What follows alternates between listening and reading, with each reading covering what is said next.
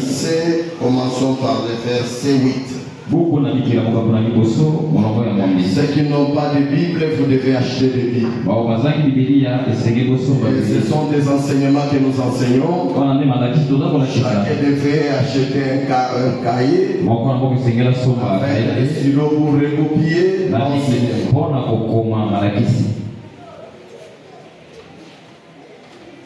Mais nous recevons une puissance survenant sur vous. Et vous serez mes témoins. À Jérusalem, dans toute la Judée, à Samarie jusqu'aux extrémités de la terre. Après avoir dit cela, il fit enlever. Pendant qu'il regardait, une nuée les déroba à leurs yeux. Et comme il avait le regard fixé vers le ciel,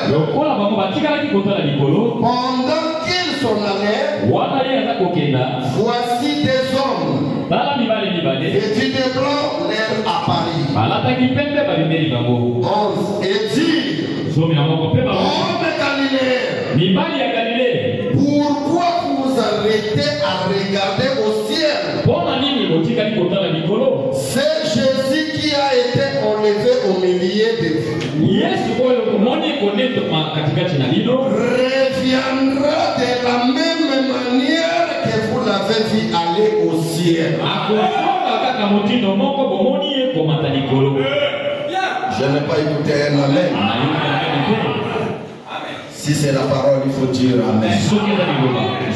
Le même Jésus qui marchait au Galilée, qui avait le sang, l'os et la chair, il est monté au ciel.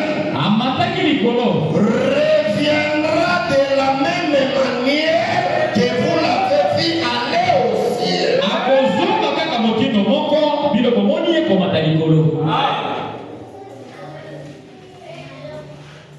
Tendre Père Céleste, nous te sommes infiniment reconnaissants ce dimanche de la résurrection. Nous venons de lire ces portions de l'Écriture. Seigneur Dieu Tout-Puissant, interprète-nous cette parole. Que nous ne puissions pas aller en extrême. Seigneur Dieu Tout-Puissant, quand tu avais rencontré Philippe et Cléopas sur la route d'Emmaüs, à la fin, tu les as ouvert l'intelligence pour comprendre les Écritures. Ouvre tout un chacun de nous ce matin, afin que nous puissions comprendre les Écritures. Bénis l'interprète ce matin. Écarte-moi du chemin. Je t'apprête mon corps. Viens parler avec nous. Au nom du Seigneur Jésus. Prenons toute l'autorité sur l'auditoire visible et invisible. Maintenant, chaque esprit qui ne confesse pas ton Seigneur, les aide dans le milieu arrière. Au nom du Seigneur Jésus-Christ, nous te prions ainsi. Amen. Vous pouvez vous asseoir. Nous parlons de la seconde venue physique et littérale du Seigneur Jésus-Christ. Je crois que quand un homme veut faire le voyage, il doit d'abord se renseigner. Comment on peut aller dans ces pays-là? Quelles sont les conditions préalables? Et vous devez savoir être en connaissance de cela. C'est pour cela que nous allons au ciel. Est-ce que quelqu'un veut aller avec moi au ciel? Ah, mais les autres veulent rester. Si tu veux rester, ça c'est ton problème. Mais moi, je n'ai jamais amené les gens en enfer. Et je ne crois pas que l'enfer a été créé pour les enfants de Dieu.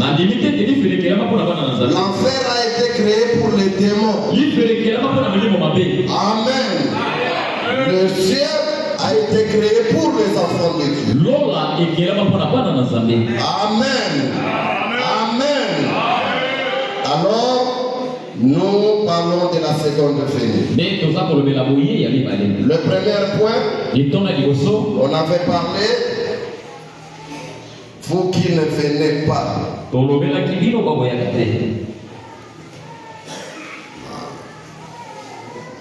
Le premier point, on avait parlé, il y a 3 venues. Dans la Bible, il n'y a que 3 venues. Dans le message, il n'y a que 3 venues. La première venue, c'est quand tu étais venu racheter son époux. Il est mort à la croix. Il était enterré. Il est allé au séjour des morts. Il a ramené les captifs qui étaient là. Il a fait 40 jours à Jérusalem après sa résurrection. Et il est allé au ciel. Amen. Il est allé au ciel. Alors il a dit à Pierre que votre cœur ne se trouble pas. Croyez en Dieu et croyez en moi. Allah au ciel, il y a plusieurs demeures. Je vais là-bas pour vous préparer. Amen. Quand j'aurai fini, je reviendrai vous prendre. Là où je serai, vous aussi, vous serez là. Amen. Croyez en Dieu et croyez en moi. Il y a plusieurs demeures dans la maison de mon Père. Si cela n'était pas, je vous l'aurais dit. Je vais vous préparer une place. Et lorsque j'en serai allé, et que je vous aurai préparé une place, je reviendrai. Et je vous prendrai avec moi. Afin que là où je suis, vous y soyez aussi. Vous savez où je vais. Et vous savez les chemins. Thomas lui dit, Seigneur, nous ne savons où tu vas. Comment pouvons-nous en savoir les chemins? Jésus leur dit, je suis le chemin, la vérité et la vie. Nul ne vient du Père que par moi. Si vous me connaissez, vous connaissez aussi le Père. Et dès maintenant, vous le connaissez. Et vous l'avez vu.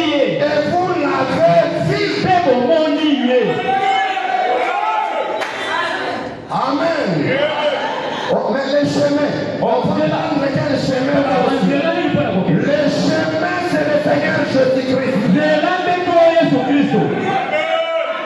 Le chemin d'aller au ciel, c'est le Seigneur Jésus-Christ. Nul ne peut venir à moi si le Père ne l'attire pas près de lui. Ce matin, dès que vous êtes ici, ce n'est pas quelqu'un qui vous a appelé. C'est le Père. Et le Père, c'est le chauffeur de l'ancien qui est devenu le chauffeur de Jésus du Nouveau Testament.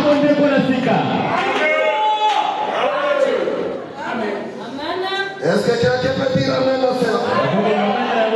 C'est-à-dire, Jésus est allé nous préparer des demeures. Frère, il est allé nous préparer nous aussi C'est le temps de la préparation de l'épouse. Nous devons nous préparer. Parce que lui est allé se préparer. Nous devons être dans la préparation et dans l'attente. Que quand il finira là-bas, nous ne savons pas les jours ni les où il viendra. C'est même le mystère qui est caché dans le 7e sceau. Ne vous tracassez pas. On parlera de tout de cela. On va parler du 7e sceau. On va aller, on va créer, on va et on va voir tout est le si c'est la seconde version. Mais c'est laquelle? Je voulais dire quelque chose. Le prophète Branham a prêché. Quelle est cette attraction sur la montagne? Il voulait saluer l'église sœur du Branham Tabernacle. Parce que les gens disent que la seconde venue c'était en 1963. Je prends 65. Quelle est cette attraction sur la montagne? Paragraphe 5. Cherchons cela rapidement. Je ne serai pas trop rapide. Petit à petit, on va aller mon. Je lis dans quelle est cette attraction sur la montagne. Prêcher le 25 juillet 1965. Paragraphe 5. Écoutez, les gens disent que la nuée c'est la seconde venue. Ne vous tracassez pas. Moi je n'ai pas de commentaires à faire. Mais moi je vous présenterai ce que le prophète Branham dit. De cette nuée. On va parler de nuée. On va tout parler. Écoutez, en 65. Avant même les dernières prédications, avant sa mort, nous envoyons nos salutations de côte ouest à côte ouest. De la côte est à la côte ouest. À tous nos amis en Christ qui sont là à l'écoute, nous envoyons nos salutations à Saint-José, à Frère Border, au groupe qui est là-bas. Nous envoyons nos salutations là-bas. Dans les montagnes de Prescott en Arizona. À Frère Léon Mercier. À son groupe là-bas qui attendent la venue du Seigneur. Nous envoyons nos salutations à ceux qui sont réunis à Tucson ce soir, qui attendent la venue du Seigneur. À Houston, au Texas, à ceux qui attendent la venue du Seigneur. À Chicago, à ceux qui attendent la venue du Seigneur. Sur la côte Est, à New York, dans les contractions, au grand groupe qui sont là-bas, qui attendent la venue du Seigneur. Nous n'avons pas de place ici pour me faire asseoir. Nous venons simplement leur transmettre les salutations au moyen de salutations. Nous saluons frère Junior Jackson ce soir à son groupe à Classeville, à frère Rider sur la route de 62, à son groupe qui attend la venue du Seigneur. Et nous sommes rassemblés ici au Branham Tabernacle en attendant la seconde venue ici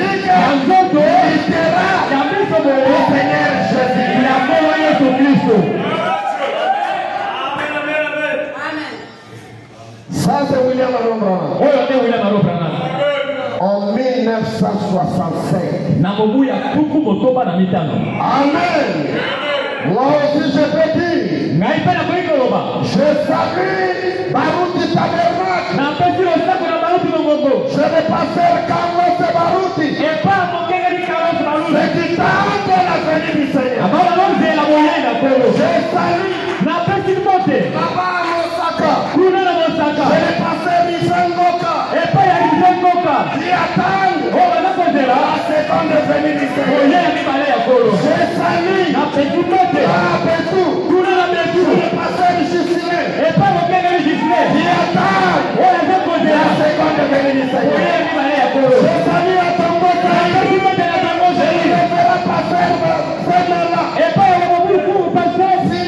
Zemela. Philippe Zemela. Ceux qui attendent la seconde venue.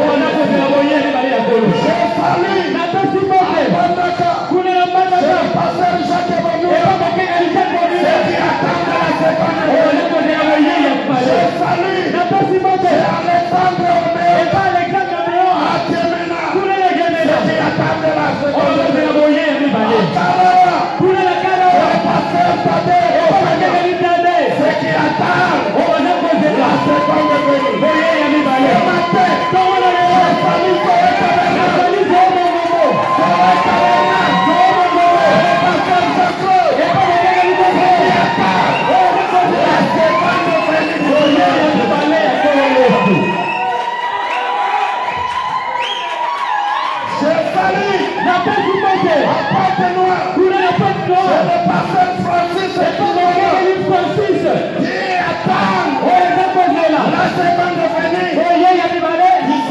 je salue Seigneur William Marion Branham.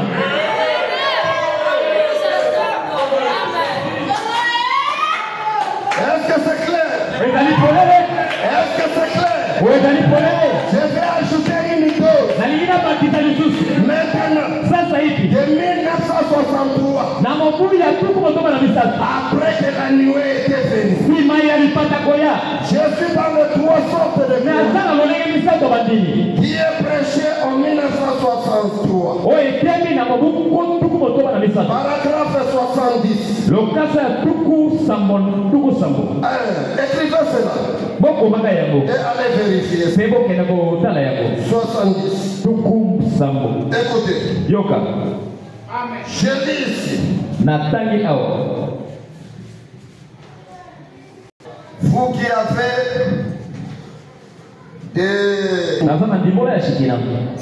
prêché à Branham Tabernacle le 24 novembre 1963 à Jeffersonville, Indiana, USA. Amen. Je vais attendre vos amens. Parce que nous parlons de la seconde venue. Écoutez frère, je lis ici, paragraphe 90. Peu importe combien d'hommes de science, combien d'astronautes, ils ont gagné et tout le reste. Peu importe combien de millions ils peuvent voir. Cela n'a aucune importance pour moi. Il y a un ciel. Il y a un Jésus littéral. Parce que nous parlons de la seconde venue. Physique est littéral. Il y a un Jésus littéral. Est-ce que quelqu'un peut dire amen? Là, qui viendra dans un corps physique?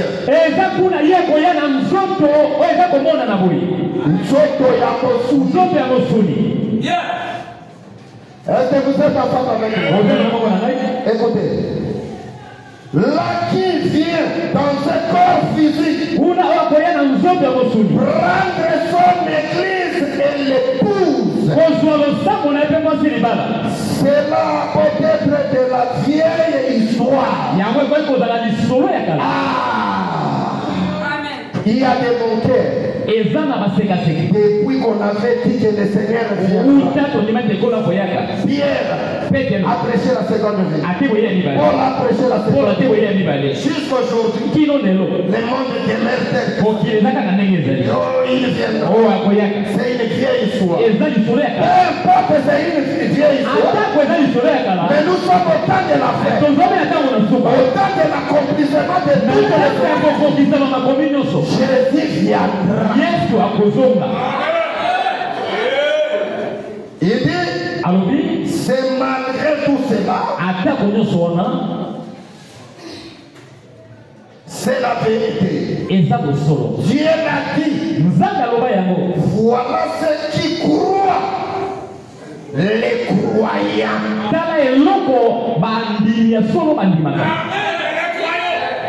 Les vrais croyants attendent la seconde venue littérale du Seigneur. Les faux croyants ne le croient pas. Il est déjà venu pour eux. Il est déjà venu. Il est où? Il est déjà venu. Moi je crois. La seconde venue. C'est nous qui croyons la véritable seconde venue. Ceux qui croient les vrais croyants. Est-ce que quelqu'un peut dire amen à cela? Est-ce que quelqu'un peut dire amen à cela? Est-ce que quelqu'un... Le monde qui se disloque une fois de plus. Prêché le 27 novembre 1967. Après la nuit.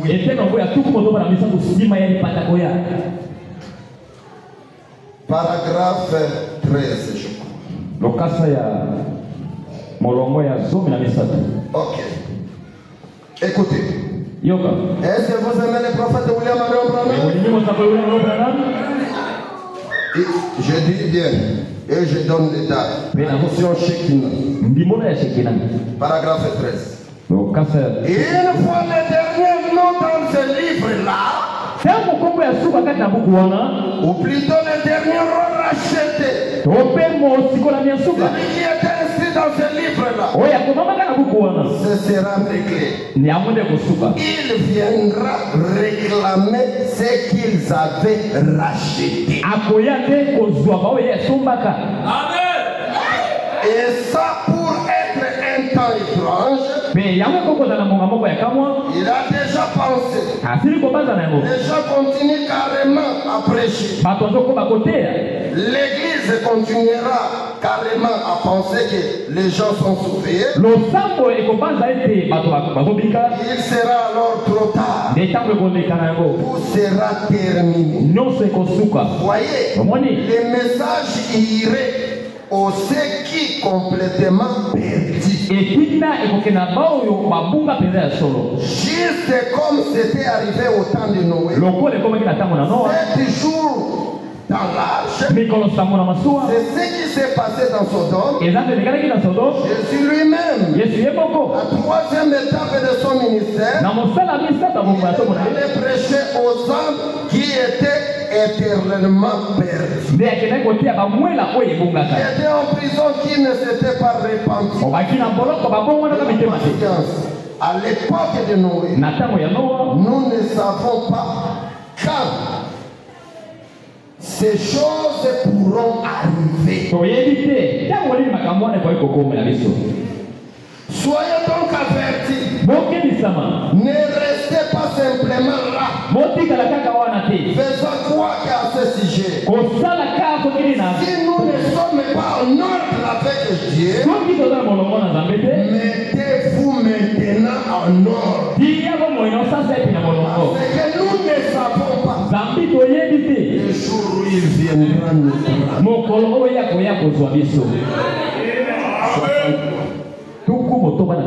après la nuit. Je lis quelque chose.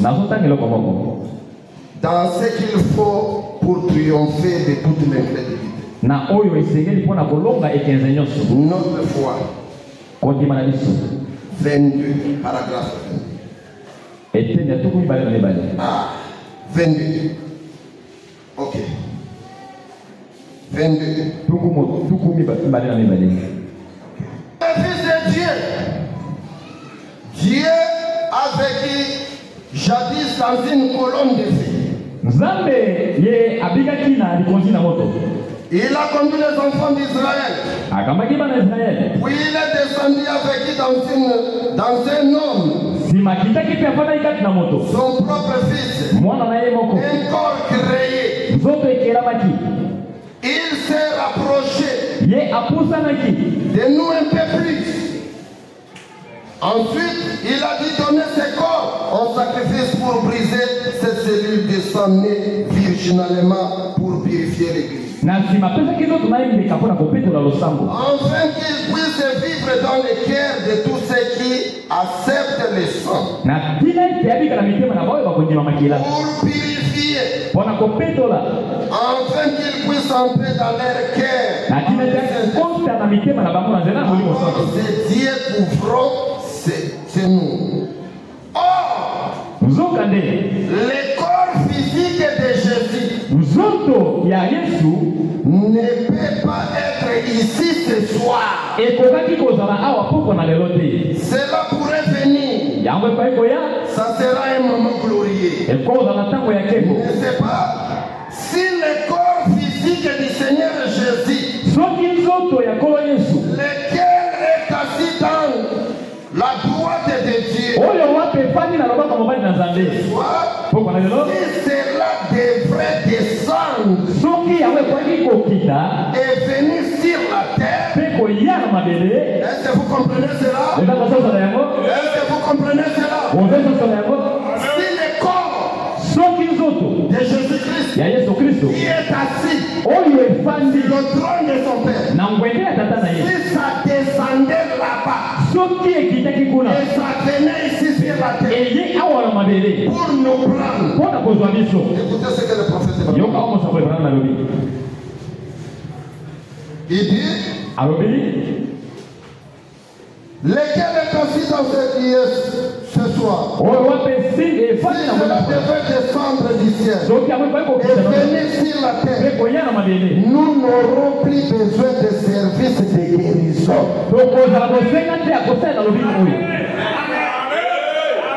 Est-ce que quelqu'un peut dire amen à cela?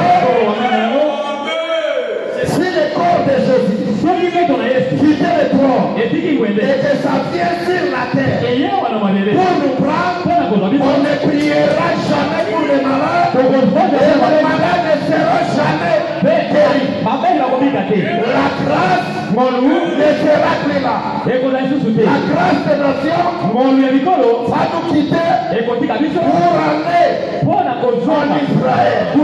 Et l'église quittera la terre. Il montera. Mais ceux qui resteront, ils continueront toujours à prêcher la parole. Croyant qu'il va être sauvé. Écoutez frère, nous n'aurons plus besoin de services de guérison, des services de prédication. Tout sera fini alors. Tu vas venir prêcher pour nous. La grâce est déjà finie. Tu prêches, les gens ne recevront jamais la grâce. Ils ne changeront jamais. Si Jésus vient, le corps physique. Frère, le même Jésus qui était allé au ciel, c'est le même qui reviendra.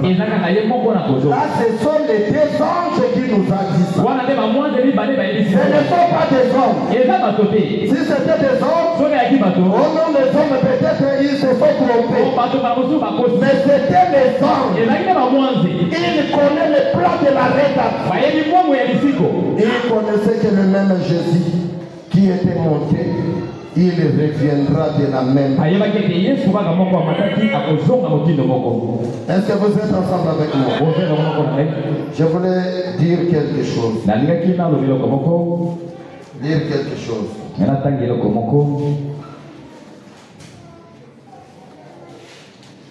Je lis quelque chose.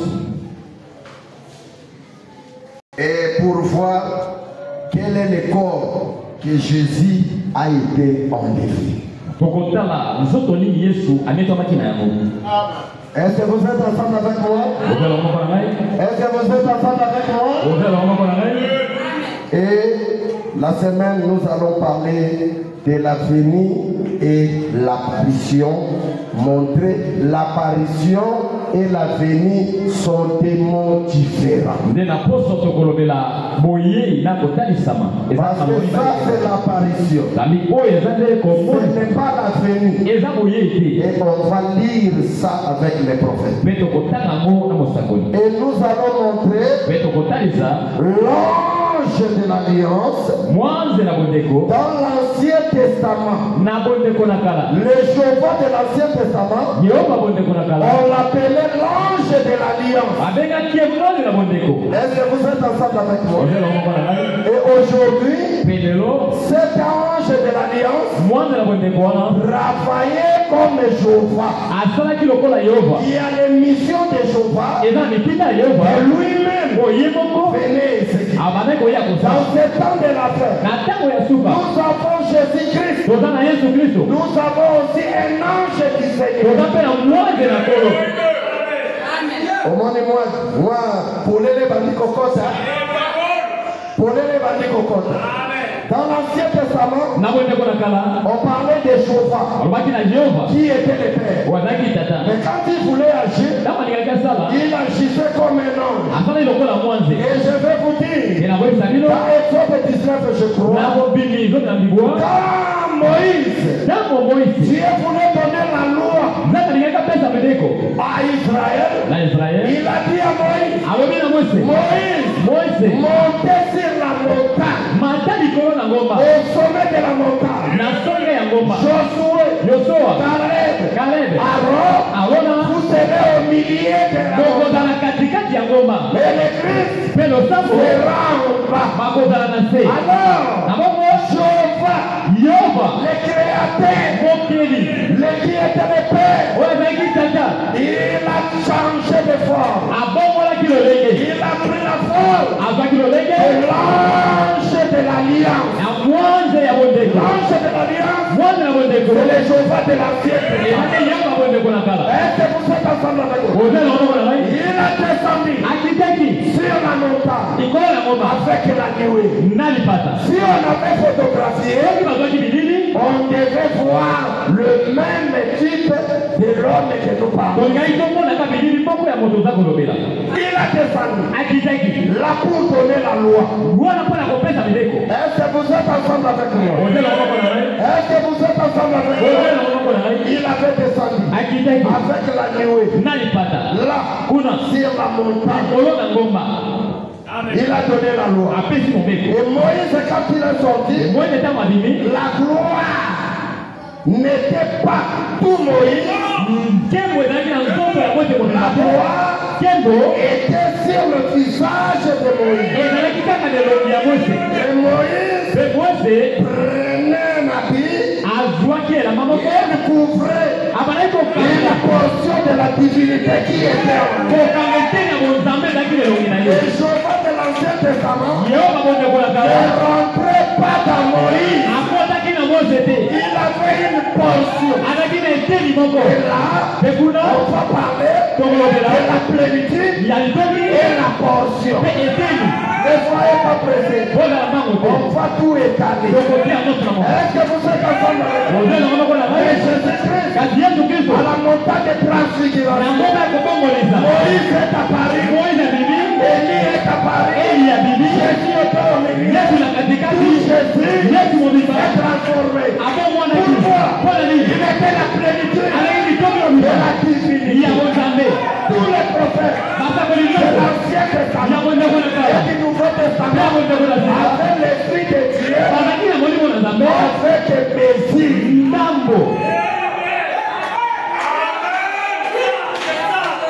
Est-ce que vous êtes ensemble avec moi? C'est là où on va parler de la plénitude et la portion. Mais cette plénitude qui était en Jésus est descendue. Maintenant, cette plénitude n'est pas en Branham. cette plénitude est dans l'église. Branham est venu. Il avait trouvé déjà le Saint-Esprit était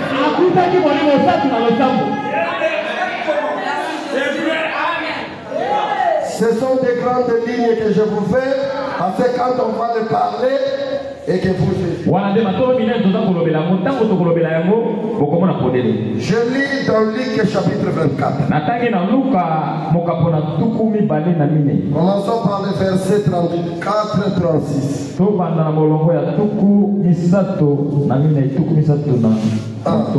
Luc, docteur Luc.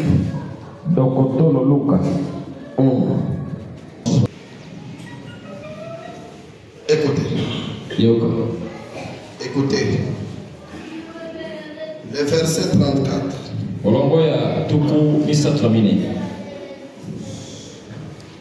Le verset 34. Écoutez. 34 jusqu'à 39. Écoutez. Et disant, le Seigneur est réellement ressuscité. Il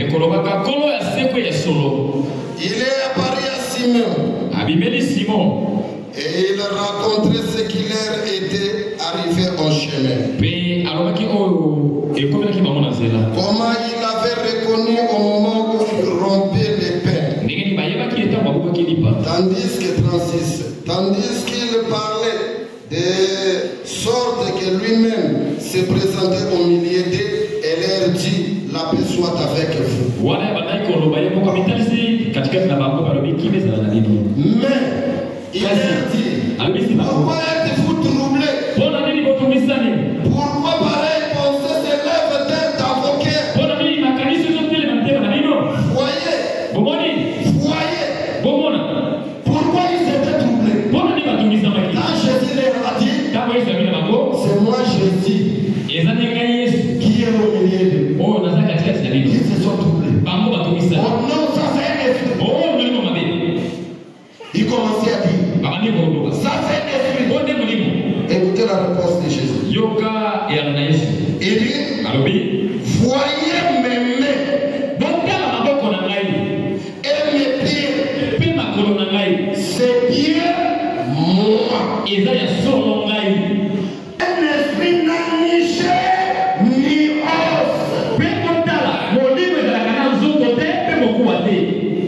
Comment vous voyez que j'ai, en disant cela, il leur montra ses mains et ses pieds. Qu'est-ce qu'il leur a montré? Les cicatrices qui et les pieds, les clous. Amen. Amen. Écoutez. Il dit, comment donner le jour? Il ne croyait pas que Jésus est ressuscité. Et Jésus a montré. Voilà mes pieds. Voilà mes mains. Voilà les cicatrices. Il ne croyait pas. Est-ce que vous pouvez dire amen à cela? C'est pour cela, quand vous dites à quelqu'un qui croit que Jésus n'est pas encore venu, si ce n'est pas un enfant de Dieu, il ne te croira pas. Même si tu le présentes la parole, ils n'ont pas cru. Jésus a dit encore, qu'est-ce que vous avez ici? Ils ont dit, nous avons des poissons et nous avons les rayons. Est-ce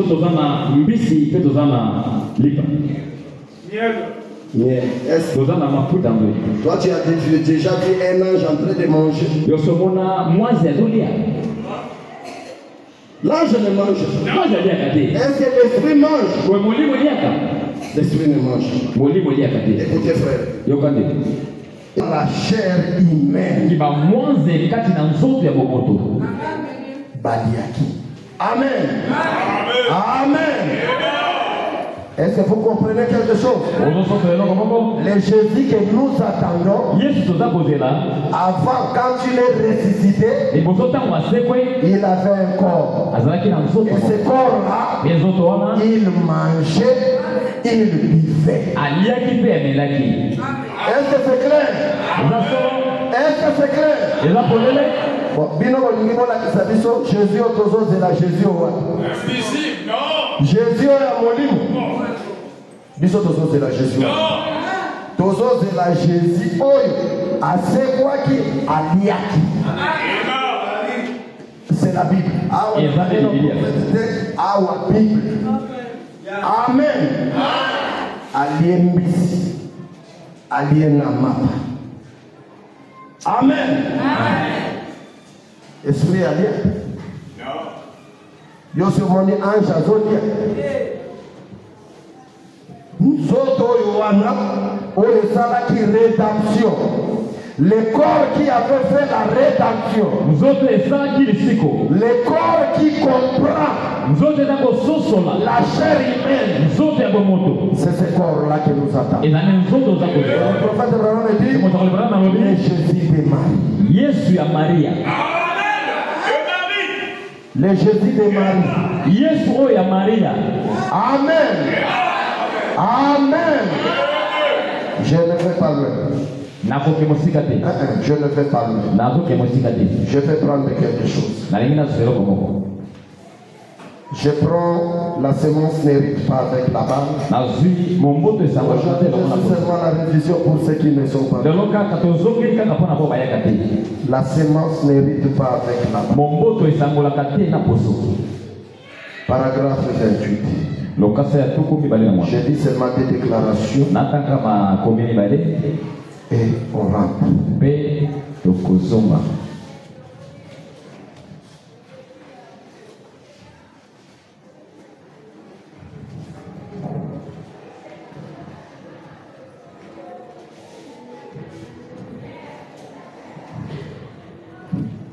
J'ai dit la semence n'hérite pas avec la balle. 29. Le 18. Le 18 février. La semence n'hérite pas avec la balle.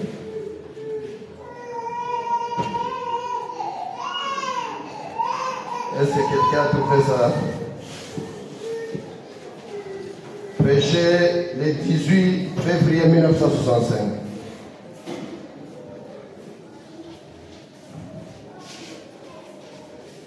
Ok. C'est bon. Paragraphe 28. Écoutez. 28.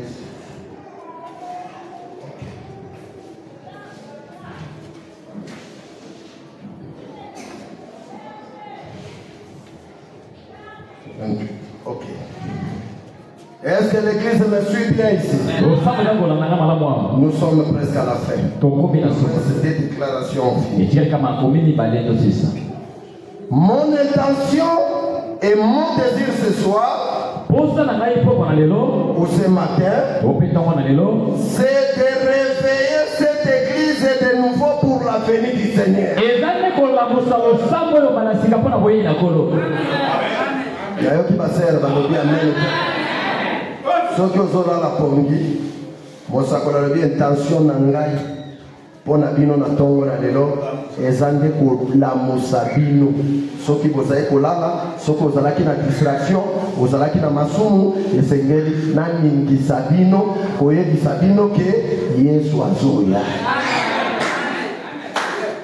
Amen. Écoutez.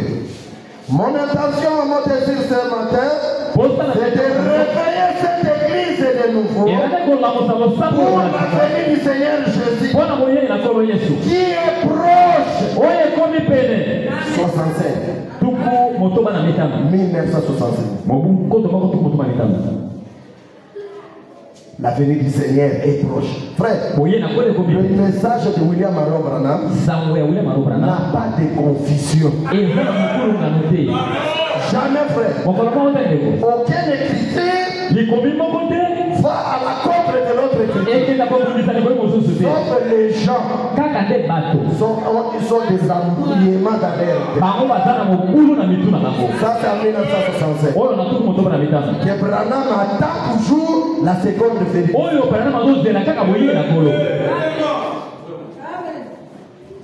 Amen.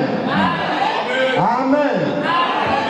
Nayoki motomo kwa seconde venue apenga kinga azako bongisa ba convention alobi révérend yoifoya nabi merci nayebi sema o protéger nga pour doctrine ko buka maya batu ebeli. Amen. Amen. Mokolo wana ba usiebo za la pembeni nanga poto ko buka nde doctrine wono eza na fondement pepe na yoki moto moko azoloba soko ndimi yeso yato komana nzambe te na kisa biso déclaration. Frère, bazaba maluba ibele français ya kitoko ebele mais bazana makomite. Ils n'ont pas de secret. Bazana makomite. Nga nazo expliquer bino nazo tangela bino nde makanisi ya Branham. Il est déjà fait. Vous voyez, quand il fait, il est rentré ici. C'est ça écriture. Exactement. La fondation. Ce qui te poussé à mon peuple,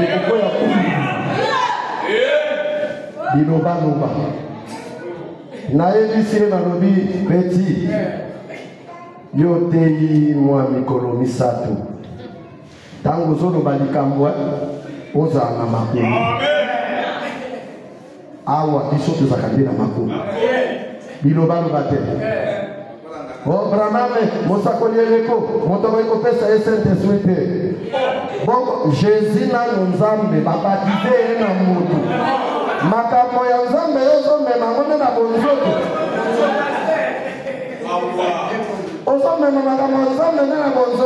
Jésus nzambe baptisé na mai. Jésus nzambe bamemi na temple baconsacré na moto. Natangela bino ndenge Branham azoka Saint-Esprit te. Tangela biso yo kende na babiloko explication. Branham azwa ki Saint-Esprit abotama na Saint-Esprit. Pe azwa yango chez un bon moto ya liso moko. Bon kupani somoko. Pe no yiyo Saint-Esprit ya Branham ezande ya biso ba yiyo. Ye akozo frère moto nzamba saila kande moto. Soko yena makanisi na yo ya kutimi na bino ke mokolo azaka na torte wana nde kutimi na bino makambo nzambe te nzambe tangela biso nde likomi awa tozotanga te makambo nyonso wana ange oyo tokoparle na epolele nasi na dispose tala bakartouche kotalisa ye ndenge aza kokita aye wapi aza nani ye aza Jésus to aza nde ange maloba ekoloba. Amen. Nazo hérité nde doctrine ya papa na ngai lokola ancien na ngai aza na doctrine wana ngai naza na doctrine. Doctrine mosusu ya famille. Doctrine euti nde na liloba ya nzambe. Doctrine eza ya famille. Est-ce que je dis c'est la vérité? Écoutez frère bien. Écoutez. Il dit mon intention, mon désir ce soir, c'est de vous réveiller cette église. Il parle à Branham Tabernacle. De réveiller Branham Tabernacle de nouveau. Cette église est nouveau pour la venue du Seigneur Jésus. Qui est proche. Je dois la réprimander. Napame la bino. Osako bika na bondumba yakawa yo ndumba ya moke yakawa. Tika bondumba. Afiki ngani ndumba. Ndumba. Bongo bisumo zosa komo na ngoni. Ndumba. Le prophète Abraham dit il faut citer les péchés par son nom. Sœur Naoki Amen était ceux qui passaient à la vérité. Bon Amen. Ceux qui posent la bondumba, le hongo la bondumba. L'hôpital de Tobokende Nicolo, bondumba et d'ailleurs nasi. Amen les athées. Oligo Mata, Nibalo ya quartier. Oya Simbi Lokolo, Oya Simbia. Tika Otokende wapi? Otika biso? Otika biso te. Tika la. Natika ni akangio. Yango Branham atindi ngai. Na ye bisabino losambo na ngai. Soko zana mohibi tika mohibi. Frère soko za escroc tika escroquerie. Soko zana ma petit chéri tika ma petit chéri.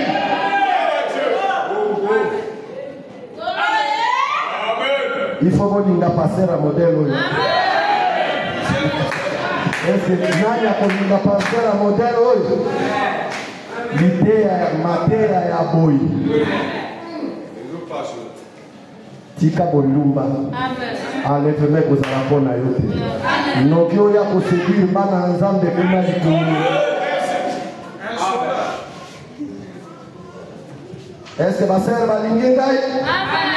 Est-ce que ma sœur va linga la pasteur na bino? Il faut que nous la pasteur na bino. Partout au Bozalaka, Batuni Olobi, Ngai pasteur nanga Jean-Claude Matika. Amen. Bakotala na bandumba nyoso bandumba biso tozana kombo na yawa te.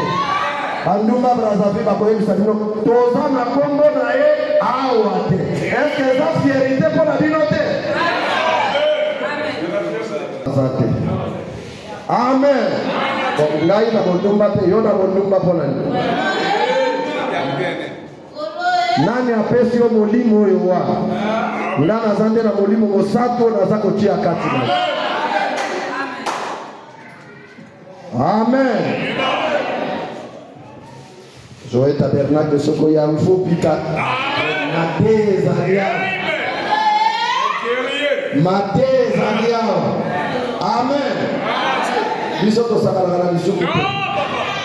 Biso mondezo kabola biso manza. Réveillez cette église de nouveau pour la venue du Seigneur. Qui est proche. Je dois la réprimander. Je dois réprimander les péchés. Sous quelque sorte de forme qu'il soit. Je ne vise pas la dénomination personnelle. J'ai un message personnel. Amen. Même Branham, quand vous descendez, il est difficile qu'on puisse se méparer. Dès que vous allez à la Pilligrim, Namoya, Moura Robert, que le Seigneur vous bénisse. Reçois les mariages, reçois les dons, reçois la guérison divine, reçois les voyages, reçois les bénédictions, les parcelles. Oui, c'est une bonne chose. Mais tout ça, ça va rester. Mais moi, c'est ma tête. Je vous dis, reçois la nouvelle message. Reçois les saints esprits. Reçois la vie éternelle. Toza lanza. Mais toza lanza. Koyebi mokolakoya pasi. Parce que les akaka ya moi tango moke. Amen. On la 7e jour. tokola kisa cet âge de l'église ata tokoti na profondeur te mais tokola kisa moke qui âge oyo ya Laodicée ezezi là tokomi kobika na minute ya prolongation po mosakoli Branham alobi âge oyo kozala mokuse koleka ba âge nyonso eza âge ya Laodicée mais tomoni Laodicée akomi kokokana na Efese mpe toleki. Amen. Amen. Nous avons parlé de l'Égypte, Israël, au bout 400 ans, la Bible. Mais au bout 430 ans. 30 ans, les gens qui passent l'église, les gens qui prennent. Ce qui est l'église, les gens qui déjà prennent. Frère, assistez-vous stocké. Amen. Amen. Le prophète Branham a dit afin que le Seigneur Jésus puisse venir nous prendre, il y avait cette vision de grande importance. Quand il était ici sur la terre, cette vision se sont accomplies. Et des visions étaient restées. La seconde venue ne pouvait pas se faire. Pourquoi? Ça devait montrer que le prophète Branham c'était un faux. Alors, la dernière vision s'est accomplie dans cette année. Le pape, c'est cette année. Cette année. Que seconde venir, c'est Salima. Ma promesse. Frère bien-aimé. Oyo ya Kamara Laïs. Amen. Et pour qui ça qui Branham a servi? Yo lobi na 63 et asi ayaki mais tozo qui est dans l'événement. Aye mais aye ne ko kete biso. Aye ko zuba biso. Est-ce que na combien le bali bongo? Amen. Soki ngai bango na koya ko se repentir na lusama. Oui. Koko kisama ya prophétie ya Kamara Laïs. Na pape oyo François et na moni prédication na te yaki awa ya pape oyo frère soki ezalaki bati yango ya mbongo est-ce que botaki yango après près 700 et quelques oyo natali prédication na yo 700 et quelques na évité soki ekokende ti ba 1000 et quelques namoni bayembi mosusu ayembi 2 ans azoyemba 2 ans mpona vie oyokaka 40 tours 40 700 et quelques natali na telefone ya paster moko wana amonaki yango 700 et quelques fois alors bapesa même mbongo na YouTube te il faut monétiser. Amen. Amen. Amen. Ok. Nasa kola musayo. Kola la susu. Amen. Sambira nzambe yango kodo. Amen. Yaka lozamo dika négligence au yako dika. Amen. Amen. Amen. C'est que je vais vous dire. La bonne chose qui s'en va. C'est que je vais vous dire. Il y a des hommes qui vont rentrer au ciel. Il y a des hommes aussi qui descendent au bas. Amen. Je voulais attendre la main. Jésus-Christ de Nazareth. Il est venu d'en haut. Et il va rentrer là-haut. Mais dans son église.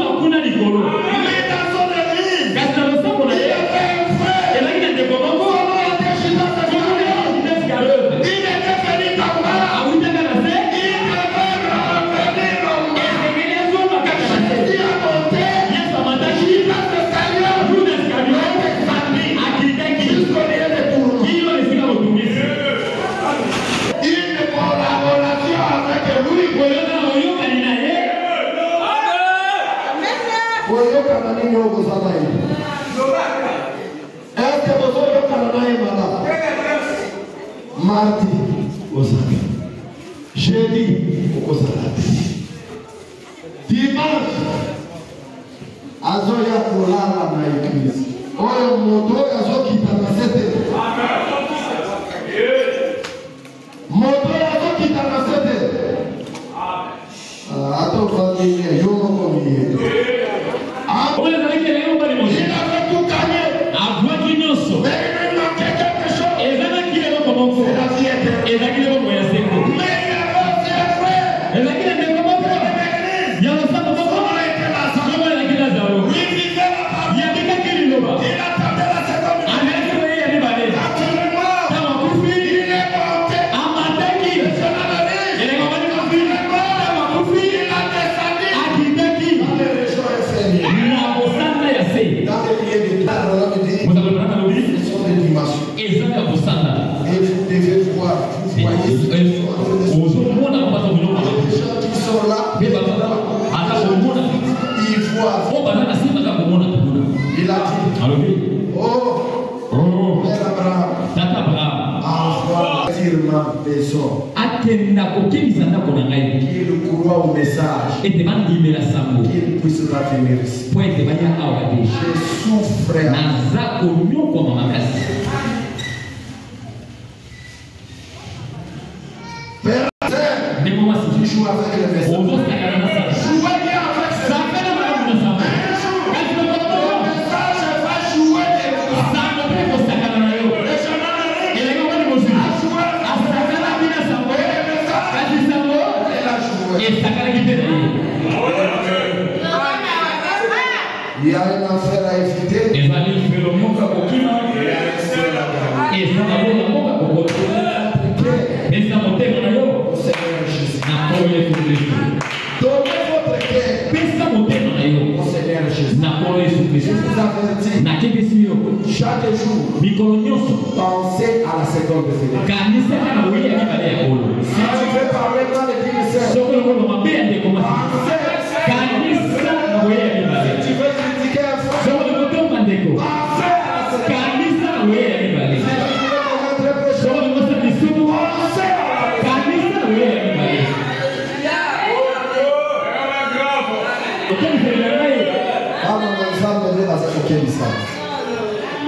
Le message est venu chez la jeune homme riche. Ce n'est pas moi qui prie. Il était sur la terre. Le jeune homme riche, il n'a pas crié. Face à face. Que dois-je faire pour hériter la vie éternelle?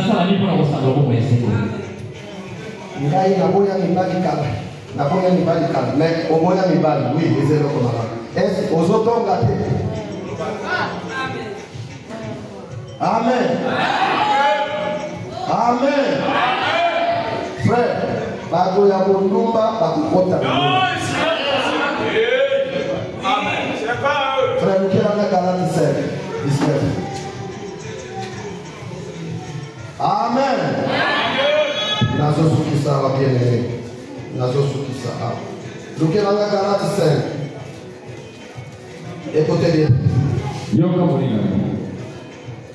Écoutez.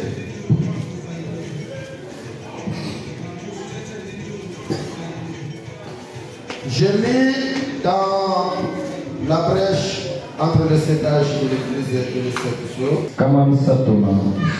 Ah, écoutez. C'est là où nous allons finir.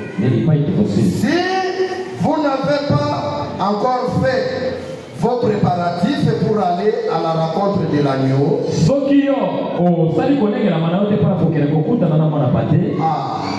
L'agneau est allé nous préparer. L'agneau est allé nous préparer. Alors, nous devons nous préparer.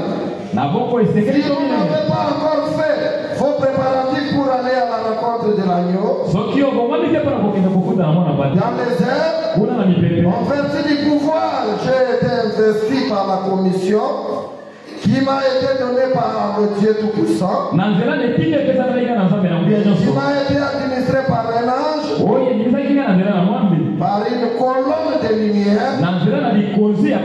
Je vous somme Au nom de Jésus-Christ, n'essayez pas d'aller à sa rencontre avec seulement une carte de membre d'un club d'une église de cette terre.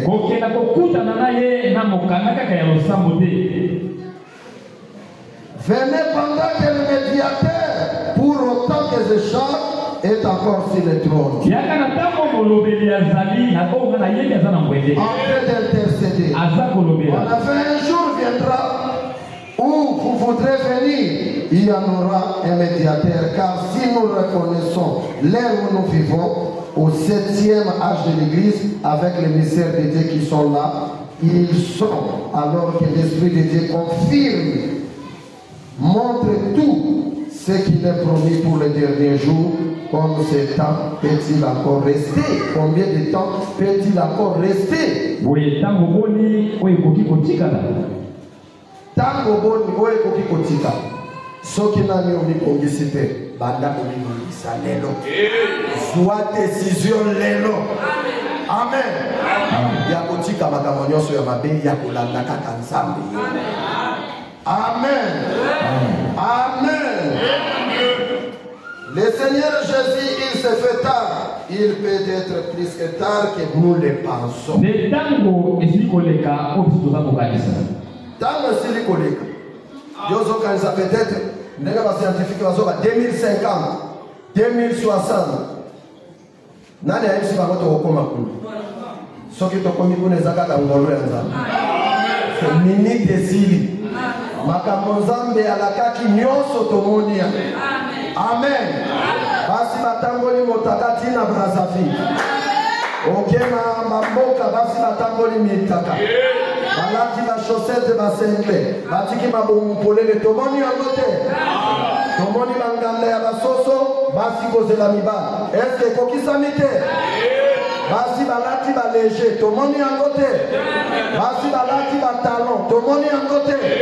Basuki oyo frère Rama mona ki na enfer. Basi balati angote. Bamemi angoti na masam. Amen. Aya ndeko fungola yo basuki. No. Ngaite. Ngaika ka kote ya. Amen. Amen. Soko za semence ya nzambo ko saraje. Soko za semence ya nzambe te ozo ya konsuande condamnation maine. Parce que troisième pile Abraham ezalaki ko condamner ba âme o ezalaki perdu. Amen. Amen. Amen. Pour ceux qui s'y voient, frère, ceux qui savent son agala.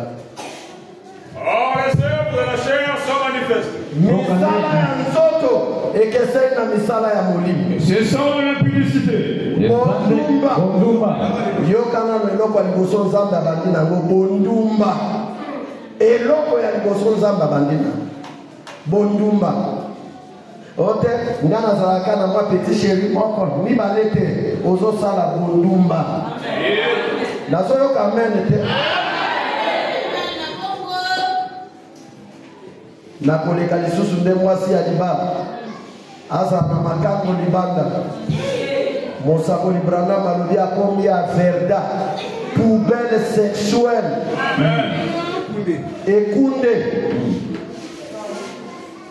Ekunde alobi akomi poubelle sexuelle. Amen ezate ya kana te ya vérité. Vérité eswaka mais ezaka ka vérité. Amen. Mwasi ya libala aussi obomi libala soko bimi libala aussi obomi libala bosako libranam alobi na mariage et divorce dans la sémence du cercle alobi okomi poubelle à verda poubelle sexuelle sale dégradant oya zolo mateya oya biso ya eleko ya suka nde ya ngoma oya kosimba lisuku na yo mpo mokolo wa suku osamba te na yo kaka yango te oyo kaka nzambe akozwaka mongongo ya paster Jean-Claude adimisili te oyoki yango oyokaka te nayoka mais comme oza moto oyo ozosunda na se okosunda kaka okosunda nzambe nde azomatisa bao bazotosa liloba diable mpe azosundisa bao ya ye oyo ya masumu kuna na oza komikosa yo moko ozokosa moto te. Continue frère. L'impureté et la dissolution. L'idolâtrie, la magie, les inimitiés, les querelles, les jalousies. Bato mosusu bakanisaka kosambela bikeko eza nde moto azwa ekeko. Amen. Atie na chambre koko alobaka 7 fois konia kosopele mai te. Ba frère Branham alobi ba idolâtre baza lelo na misala. Mardi azate azana musala azana eloko nyonso kolekisa liboso ya nzambe ekomi nzambe na nakoya kosambo te bana nanga baliaki te bana bakomi banzala okomi idolâtre mokolo ya suka bakolakisa oza idolâtre olingana azaka lekeko te banda na botanga ata nzoloko te ata singa na loketo te idolâtre nzamba idolâtre. Ok frère. Les inimitiés, les querelles. Frère, sœur na sœur, bayokana kate, basolola kate, bowele na nini? Bowele na nini frère? Bino bana tata moko na ndako moko. Frère, makambo wana tokoki kolinga yango awa te. Esengeli tozala na bomoko unité. Tozala bomoko nzamba kokita kosala makambo ya minene. Soki tozala kokabwana nzambe pe akotika biso. Yona frère wana na ngai formati nzamba koya. Nzamba koya kokuta bino na makaka okokende te. Okokende te. Frère, soko moni moto ya ennemi makasi bongo motema na eloko eza te. Lifelo kaka nde eza na moto. Je vous dis la vérité. Amen. Amen. Continuez tout ce qui. Les jalousies, les animosités. Frère. Bonyama. Bato bakomi kobika lokola banyama. Lokola banyama. Mawa. Zua. Moninga alata kaka mwa ilamba ya mwa malamu. Ayako yamba yana kisanande lamba. Motema na nzamba zate. Nzamba kumisaka apresiaka. Ndeko na ngai. Lelo vraiment olati kitoko. Ndana kumisaka bango ekolongola ngai nini.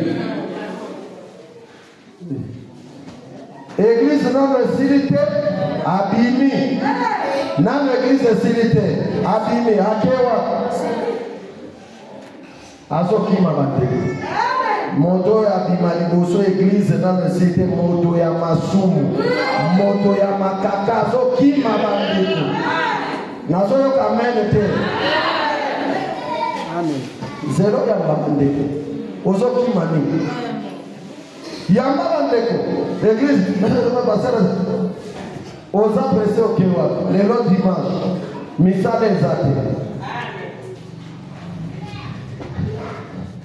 alakisangela mbana ye longola motema wana motema ya libanga ya moyindo tu longola yango zwa molimo ya nzambe evanda. Amen. Amen à kilo. Continuez frère. Les disputes, les divisions. Kowela na pepo kabwana. Bisote bamboshi, ma frère bamboshi. Bisote bangangulu. Bisote bateke, royaume ateke. Biso atolingi biloko wana. Amen. Biso nyonso akozabana na nzambe. Frère Branham, Bible lobby, il y a plus de gentils. Ni de grec. La Kisangai, l'ola ya Congolais à Liwa. Bon, la Kisanga, l'ola ya RDC à Liwa. toaka na lola moko ya bana na nzambe. Frère, bokota na babiloko wana te. Ote bakote basibiste, biso te banordiste, baote l'étranger. Biso tout l'étranger na mabele ya. Et voilà le genre d'esprit que nous avons trouvé ici. Et dans cette église, nous ne voulons pas cela. Nous voulons être un et unis, indivisibles.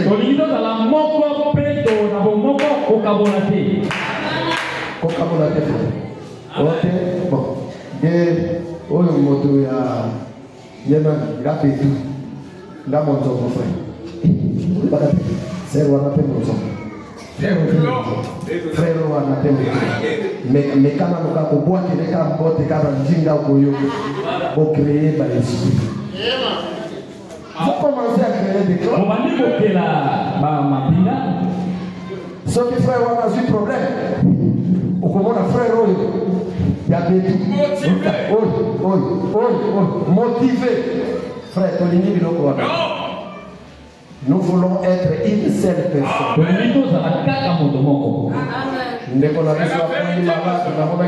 Honorable Richard Akomarat, Motonion Soaï. Ma frère, pour tu baso que na ma sœur baso que aïe saïnga mokoloana sœur moko kekotala ya sale liezana. Est-ce que wana mabe? Et l'homme biso to lingia. Ndeko na biso moko azala moto ya ngam, azala Camerounais, azala Camerounais. Soki azwi le problème, biso nyonso to fukani. To bundisi problème oya zana ya. Amen. Amen. Amen. Ndenge ke kwa teleni boye mabe? Ndeko ndeka teleni boye mabe? Biso to lingi biloko. Biloko wana awa soko yena makambo banzinga bima yo moko. Biso makambo banzinga. Nzinga na biso moko oyebi yango. Nzinga na biso komborango message du temps de la fin. Ça c'est notre part. Voilà les coronavirus. Excepte l'envie l'ivronnerie. Mapinga kolula pe kolangwa. Ba chote ba frère musu chote. Ba yise na frère mo kwa sala ka accident. Ba memaye na nini? Solo amasanga kene. Na ebi soko amelaki jolu to likimi na ebite. Soko amelaki jolu na ebite. Soko pe likimi na ebite. Passer yo yeba kama kambo yo ngala tamboni mingi. Amen. Amen. Mboko no biso John. Batu bakenda kane bariniere. Denye bozo kende kosomba nguba. To masaku kuna bazo ya te bariniere mbeba bitu ya lotoko. Soko mela kate okotika na bariniere wana kao. Witi. Pena ina mbanda kana moni moto azala depo azo bimesa 1200 bidons ya lotoko. Bonganga. Bazo so. Ndeko so bila Décembre. Mais ato azala depo il est aussi la kata. Amen. Mon frère, yo me la kaba faire pour nani. Moi ba whisky chweke au lieu citron. Au lieu citron, pour se lever du matin, maman est battée. Mais bazo comme c'est la kanga makambo. Ouais papa, hier me la kangwa ali ba citron na poso.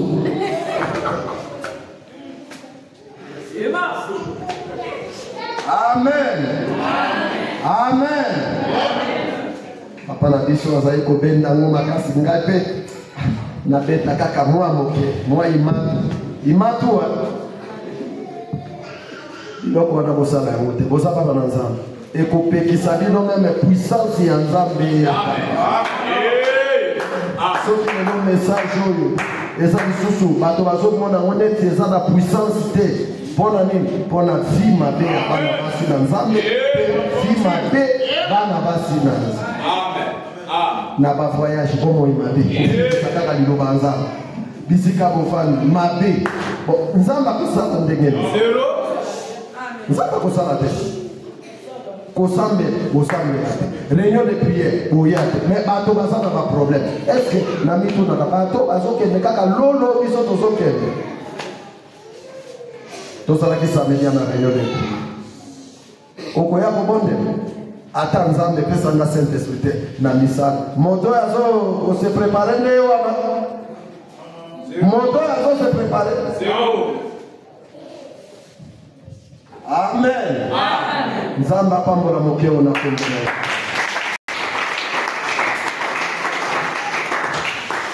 nzambe apambola bino amen ese bolingi kaka passer na bino Jean-Claude amen bolinga moto akoyebisa bino vérité ke moto ya kokosa